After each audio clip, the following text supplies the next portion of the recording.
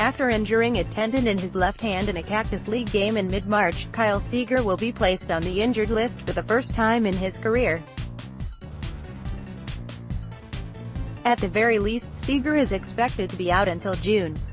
For Seager, the injury couldn't have come at a worse time. The 31-year-old had made several physical and mechanical changes in the lead-up to spring training, looking to better position himself to bounce back from the worst season of his career last year. For the first time since his rookie season, Seager finished with a WRC south of 100, slashing .221, .273, .400. This is a hard injury to come back from mid-season, as it inhibits Seager's ability to participate in fundamental drills and activities over the course of his rehab. Occurring so early in the spring, the timing of Seager's injury will have an effect on his conditioning for the upcoming season, and could result in another year full of struggles if he's rushed back. Ryan Healy will take on the majority of third base duties in Seager's absence. While the two were fairly comparable from an offensive standpoint last season, there is a massive drop-off in defensive ability from Seager to Healy.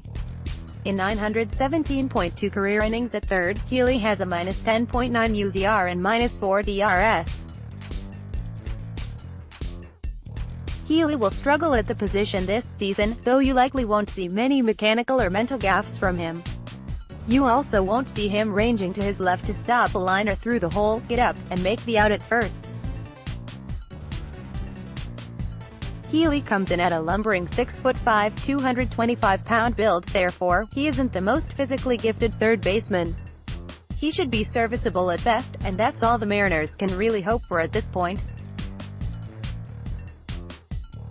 Healy is off to a good start at the plate, putting up 3 extra base hits in 9 at-bats in Japan, including a 2-run home run in the series finale. Over the next couple months, the Mariners will supplement Healy with rookie utility infielder Dylan Moore. The 26-year-old Moore spent his 2018 season in the Milwaukee Brewers system, playing most of his time at third base, 56 games, arguably the best offensive option the Mariners have had from their utility spot in quite some time. Moore has shown an ability to work counts, get on base, and utilize his power and speed through all minor league levels. It's not out of the realm of possibility that Moore outperforms Healy at the plate and works himself into more consistent playing time with his bat.